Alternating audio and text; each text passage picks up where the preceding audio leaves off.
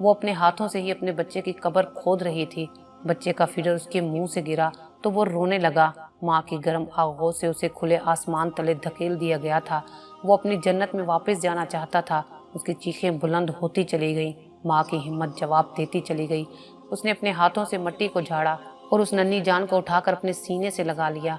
बच्चा यकलख्त खामोश हो गया। लेकिन अब फौजिया हयात की बारी थी। उसकी चीखें आसमानों को चीरती हुई इस दरबार तक पहुंच रही थी जहां देर तो हो सकती है लेकिन अंधेर नहीं। वो अपने बच्चे को चूमती चली जा रही थी। वो भूल गई थी कि वो अमीर अली का बेटा है। उसकी ममता जीत गई।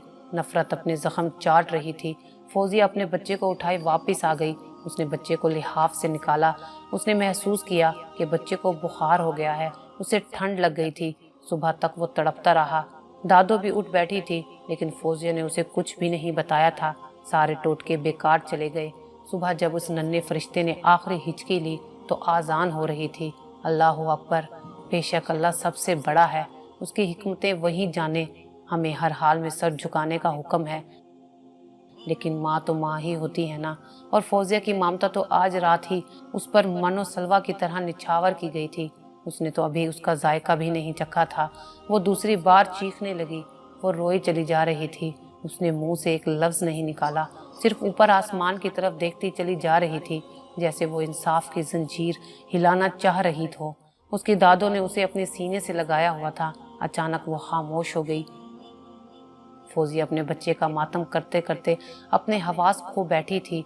उसे दादों ने चारपाई पर लिटा दिया। वो बेहोश हो चुकी थी। अभी राज की खोज बाकी थी। अभी हयात बाकी थी। जख्म भरते भरते भर ही जाता है। फौजिया को जिंदगी ने बहुत कुछ सिखा दिया था। शायद दुख हमें सिखाने के लिए ही आते हैं, हमें संवारने के लिए ही आते हैं। गम नसीब वालों को ही मिला करते हैं। यही हमारी आजमाइश भी होते हैं। अगर हम अपने रब की तरफ रुजू कर लें तो वो रहमान हमें अपने कुर्ब की लज्जत अता कर देता है। फिर हमें हर गम उसी की अता लगता है। फौजिया हयात अपने बच्चे का दुख भी झेल गई थी। उसने अपने लिए मसरूफियत का बहाना ढूंढ लिया था। उसने खेतों में काम करना शुरू कर दिया था। जो रकम उसे मिलती वो अपने घर भिजवा देती। आजकल वो कपास के फूल चुन रही थी। ये खेत आदम के वालिद के थे जो गांव के नेक नाम जिम्मेदार थे। आदम कभी कभी अपने खेतों का रुख कर लिया करता था लेकिन इस मौसम में वो अक्सर वहां आने लगा। वो फौजिया अभी तक उसकी यादों में जिंदा थी जिसे उसने गांव के स्टाफ पर देखा था। जब वो उसे अपने खेतों में काम करती हुई नजर आई तो वो उसे देखने के लिए खेतों में आ जाया करता। फौजिया अनजाने में उसके दिल में मोहब्बत की शमा रोशन कर चुकी थी। फौजिया ने कभी आदम को आंख भरकर नहीं देखा था। वो दूध की जली थी लेकिन कुदरत को कुछ और ही मंजूर था। आदम की खामोश मोहब्बत अपना रंग दिखाने लगी। आहिस्ता आहिस्ता फौजिया मोहब्बत की लू को महसूस किया करती जब आदम उसे चुपके चुपके देख रहा होता। इस बार मुंशी छुट्टी पर था और आदम की जिम्मेदारी थी कि वो उजरत तकसीम करता। ये पहली बार था कि वो आमने सामने हुए। आदम बहुत एहतराम के साथ फौजिया से पेश आ रहा था। ये उसकी फितरत में था। इसमें उसकी तरबियत का बहुत अमल दखल था। आदम को अपनी अमारत का गरूर नहीं था। वो फौजिया से मुखातिब था। मुझे अफसोस हुआ था आपके बच्चे का सुनकर।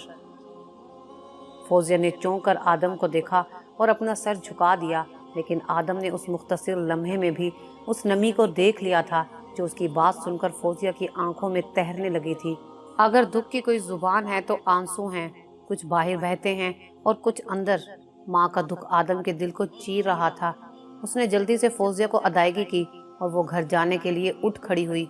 उसके होंठ कपकपा रहे थे और वो आदम का रस्मी तौर पर भी शुक्रिया अदा ना कर सकी। फौजिया सोचों में घिरी हुई थी।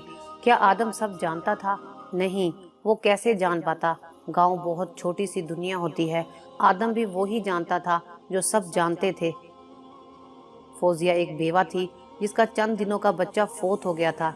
लेकिन फौजिया आदम के बारे में इतना क्यों सोच रही थी? कहीं उसने आदम को अपने दिल के तख्त पर तो नहीं बिठा लिया था जो अभी तक खाली पड़ा था। फौजिया की खिजा रसीदा जिंदगी में आज आदम बहार बनकर आ चुका था। सिर्फ इजहार बाकी था जिसका वक्त भी आन पहुंचा। आदम आज खसूसी तौर पर फौजिया से मिलने के लिए आया था। वो उसे एक तहरीरी पैगाम देना चाहता था, अपने दिल का पैगाम। उसने वो रुका, अपनी मुट्ठी में बंद किया और फौजिया के पास पहुंच गया। वो फूल चुनने में मसरूफ थी। اسے خبر نہیں تھی کہ آدم نے بھی اسے اپنے لیے چن لیا ہے۔ وہ اس سے مخاطب تھا، فوزیہ جی اگر آپ اجازت دیں تو آپ بس یہ پڑھ لیجئے گا، اگر کوئی بات بری لگے تو معاف کر دیجئے گا۔ اس نے وہ رکا فوزیہ کی طرف بڑھا دیا، جس کا دل یہ سب سن کر تیزی سے دھڑکنے لگا تھا۔ وہ اس کے لیے تیار نہ تھی۔ محبت اپنے اظہار سے پہلے ہی اپنی خوشبو سے دلوں کو مہکا دیا کرتی ہے۔ مجھے آپ کے جواب کا شدت سے انتظار رہے گا۔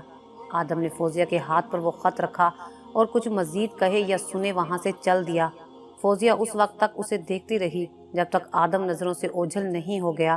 فوزیہ کے جذبات و احساسات کا احترام کیا گیا تھا، اسے انتخاب کا حق دیا گیا تھا۔ اسے ایک کھلونے کی طرح چھین لینے یا خرید لینے کی کوشش نہیں کی گئی تھی۔ اسے اختیار تھا کہ وہ آدم کو حاصل کر لیتی یا اس کی محبت کو ٹھکرا دیتی۔ آدم کے رویے نے اس کے دل میں گھر کر لیا تھا، لیکن وہ اس کے خیالات جانے بغیر فیصلہ نہیں کر سکتی تھی۔ جیسے ہی اسے فرصت ملی وہ آدم کی تحریر پڑھنے لگی۔ فوزیہ جی مجھے زیادہ الفاظ تو نہیں آتے، لیکن مجھے محسوس ہوتا ہے کہ آپ میری وہ جنت ہیں جس کی میں تلاش میں تھا۔ پہلی نظر کی محبت کو میں مانتا نہیں، اس لیے کہ محبت کا تعلق جسم سے نہیں سوچ سے جڑا ہے۔ محبت الفاظ میں کبھی بیان نہیں ہو سکتی۔ اگر میرا جذبہ سچا ہوا تو وہ یقیناً اپنا رنگ دکھا دے گا۔ فوزیہ کے لیے آدم کا اظہار محبت حیات بخش ثابت ہوا اور وہ امیر علی کے لگائے زخم بھول گئی۔ وہ اب مسکرانے لگی تھی۔ اس نے بہت عرصے کے بعد خود کو آئینے میں دیکھا۔ اسے خود پر پیار آ گیا۔ اس نے ارادہ کر لیا کہ وہ اپنا خیال رکھے گی۔ وہ خود کو سجانے لگی۔ گاؤں کے صحت افزا ماحول نے فوزیہ حیات کی دلکشی کو 4 چاند لگا دیے۔ فوزیہ نکھر گئی۔ اس نے جواب میں لکھا تھا، آدم جی فوزیہ سلام کہتی ہے اور عرض کرتی ہے کہ جنت کو پانے کے لیے پل صراط سے گزرنا پڑتا ہے۔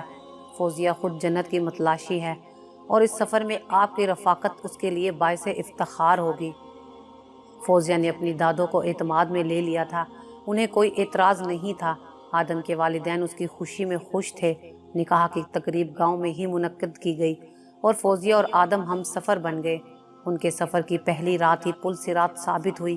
آدم فوزیہ سے مخاطب تھا جو سر جھکائے سہانے سپنوں میں کھوئی ہوئی تھی۔ فوزیہ میں ہمارے رشتے کی بنیاد سچ پر رکھنا چاہتا ہوں، میری بات سن رہی ہو نا؟ جی فوزیہ میں تمہیں اندھیرے میں نہیں رکھنا چاہتا۔ چند برس پہلے میرے ایک لڑکی کے ساتھ تعلقات تھے۔ ہم شادی کرنا چاہتے تھے لیکن اس نے مجھے دھوکہ دیا اور اچانک کسی اور کی خاطر مجھے ٹھکرا دیا۔ ہم بہت قریب تھے لیکن اس کے بعد میں ہمیشہ ایسے معاملات سے دور رہا ہوں۔ میں اپنی زندگی کی شروعات تمہیں اندھیرے میں رکھ کر نہیں کرنا چاہتا۔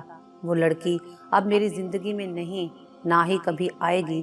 میں نے اس کی یادیں بھی اپنے ذہن سے کھرچ دی۔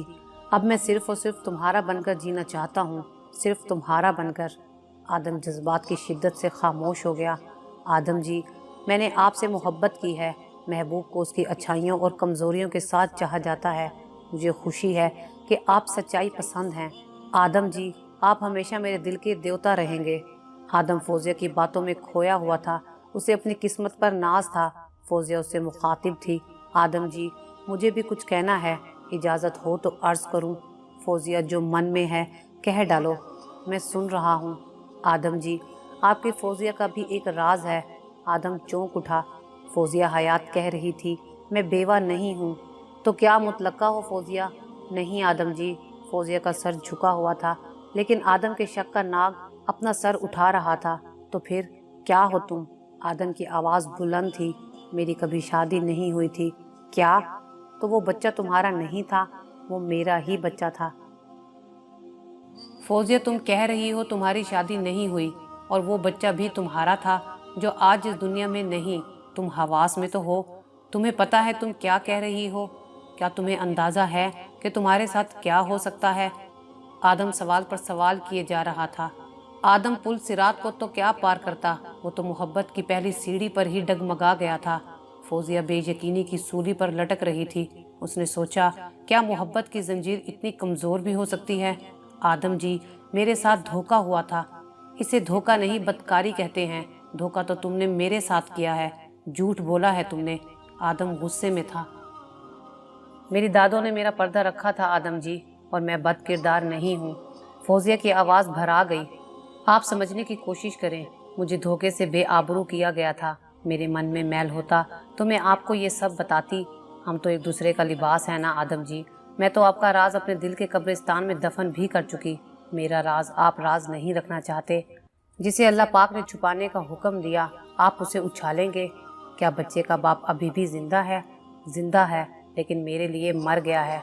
जो पूछा गया उसका जवाब दो। कौन है वो? कबीर गारमेंट्स फैक्ट्री का मालिक अमीर अली। वो अयाश ज़्यादा, जानता हूँ मैं उसे।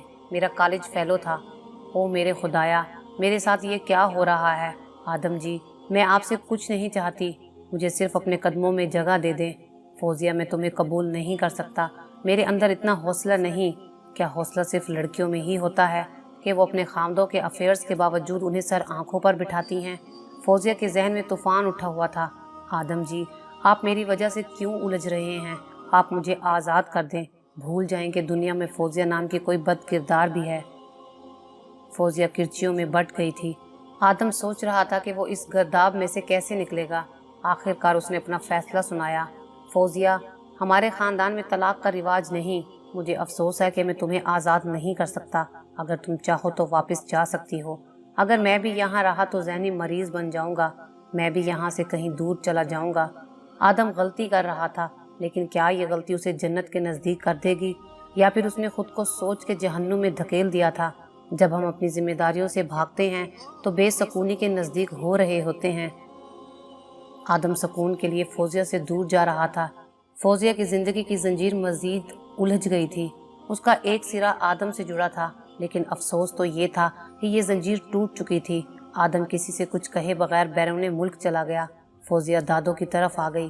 फौजिया का ये राज अभी खुला नहीं था। एक दिन खबर मिली कि फौजिया के बाबा की बीमारी आखिरी हदों को छू रही है। फौजिया ने सामान बांधा और दादों के साथ शहर रवाना हो गई, लेकिन उन्हें देर हो चुकी थी। उसके बाबा की आंखें दरवाजे पर लगी थी। जैसे ही बाप ने बेटी का दीदार किया, वो सुकून की वादी में उतर गया। किसी ने अमीर अली को भी खबर दे दी थी। फौजिया सर झुकाए अपनी किस्मत का मातम कर रही थी, जबकि अमीर अली उसकी माँ से इजहार हमदर्दी कर रहा था। राजा गिद्ध की खूनी आंखें अपने शिकार पर टिकी हुई थीं। आदम चला तो गया था, लेकिन वहाँ पर वो बेचैनी महसूस कर रहा था। उसे लगा जैसे उसने फौजिया को दुख दिया है। ये बात दुरुस्त है कि मर्द अपनी बीवी के मामले में बहुत हसास होता है। वो चाहता है कि उसकी बीवी को पाकीज़ा तरीन होना चाहिए। आदम का सुकून गारत हो चुका था और वो चाहता था कि वो किसी ऐसे बाशरा बंदे से मशवरा करे। आदम ने एक नहीं कई आलिमों से राब्ता किया। उनमें से किसी ने भी आदम के इस इंतहाई कदम की तायीद नहीं की। आदम को अपनी गलती का एहसास होना शुरू हो गया। उसे फौजिया को समझना चाहिए था। उसे सहारे की ज़रूरत थी और वो उसे दोबारा जहन्नुम में धकेल कर आ गया था। वो अपनी गलती की तलाफ़ी करना चाहता था। उसने वापस जाने का हतमी फ़ैसला कर लिया। उसे फौजिया से बिछड़े 3 माह हो चुके थे। फौजिया के लिए ये 3 माह आजमाइश का बदतरीन दौर साबित हुए। अमीर अली को फौजिया की दादों ने उनके घर आने से सख्ती से मना कर दिया था। उसे बता दिया गया था कि फौजिया अब शादीशुदा है, लिहाजा उसे माफ़ कर दिया जाए। फौजिया की शादी कर दी आपने और मुझे खबर तक नहीं। आखिर कज़न हूँ मैं उसका। उसकी शादी में शिरकत करना मेरा हक था। आपने मुझे इस हक से महरूम कर दिया। मैं भी देखता कि कौन है वो खुश नसीब जिसे फौजिया मिली है, और कहाँ है वो। इसके साथ नज़र नहीं आ रहा। क्या उसे अपने ससुराल का दुख नहीं था, या वो फौजिया को अकेला छोड़कर चला गया? अमीर अली अपने लिए जहन्नुम का ईंधन इकट्ठा करता चला जा रहा था। लगता है वो भी कोई किसान है। गांव में यही मखलूक होती है। अगर मेरी तरह अमीर होता तो आपका ख्याल करता, यूं तो सबको भूखा मरने के लिए ना छोड़ देता। अफसोस है आप पर। फौजिया जैसा हीरा गांव की मट्टी में रोल दिया। अमीर अली जो मुंह में आया बकता चला जा रहा था। फौजिया अंदर बैठी उसकी बातें सुन रही थी और सिसक रही थी। अमीर अली ने अपने ज़रिए से पता चला लिया था कि फौजिया की शादी आदम से हुई है, जो आजकल बैरून मुल्क मकीम है। वो शादी के दूसरे रोज़ ही फौजिया को छोड़कर चला गया था। अमीर अली को अंदाज़ा हो गया था कि क्या हुआ होगा। उसका दिया हुआ ज़ख्म रसा होगा और आदम फौजिया से मुंतफिर होके उसे छोड़ गया होगा। एक दिन वो दोबारा आन टपका। आदम अब वो कभी नहीं आएगा। मैंने सब पता लगा लिया है। आदम नफ़रत करता है फौजिया से। नफ़रत। वो उसे छोड़ देगा। सिर्फ मैं हूँ जो तुम लोगों को सहारा दे सकता हूँ। मैं करूँगा शादी फौजिया से। कहाँ है मेरी फौजिया? कहाँ छुपाया है तुम लोगों ने उसे? अमीर अली ने आज कुछ ज़्यादा ही पी रखी थी। घर में था ही कौन? बूढ़ी दादो, एक जहनी तौर पर पसेमांदा माँ और कुछ छोटे बच्चे। अमीर अली घर में फौजिया को ढूंढने लगा। आखिरकार फौजिया उसे एक कमरे में मिल गई। फौजिया को देखकर अमीर अली की आंखें हवसनाक हो गईं। वो अपना शिकार किसी कीमत पर खोना नहीं चाहता था। वो इंसान नुमा दरिंदा फौजिया की तरफ बढ़ा। फौजिया उसके इस्तकबाल के लिए तैयार थी। उसने एक तेज छुरी से उसके दिल पर एक ही नहीं कई वार किए। अमीर अली इसके लिए तैयार नहीं था। उसका दिल फट गया और खून का फवारा उसके अंदर से फूट निकला। फौजिया ने किसी ऐसे लम्हे के लिए ही ये हथियार तैयार कर छोड़ा था। अमीर अली नशे में था और फौजिया गुस्से में। उसकी ताकत कई गुना हो गई थी। अमीर अली जहन्नुम रसीद हो गया। फौजिया ने अपना जुर्म कबूल करके खुद को पुलिस के हवाले कर दिया। आदम भी तब तक वतन वापस लौट चुका था। सब कुछ जानने के बाद आदम किसी भी सूरत फौजिया को खोना नहीं चाहता था। आदम ने एक अच्छा वकील करके फौजिया को मौत के मुंह से बचा लिया और उससे माफ़ी मांगी। फौजिया अब जीना तो नहीं चाहती थी, मगर आदम ने उसे एक नई ज़िंदगी दी। फौजिया ने भी आदम के साथ अपनी एक नई ज़िंदगी का आगाज़ किया। इस बात को 5 साल गुजर गए हैं। फौजिया के 2 बेटे हैं और वो अपनी ज़िंदगी आदम के साथ हंसी खुशी गुजार रही है। अगर आपको हमारी ये वीडियो अच्छी लगी हो तो इसे लाइक करें, शेयर करें और मज़ीद अच्छी अच्छी वीडियोस देखने के लिए हमारा चैनल सब्सक्राइब करें।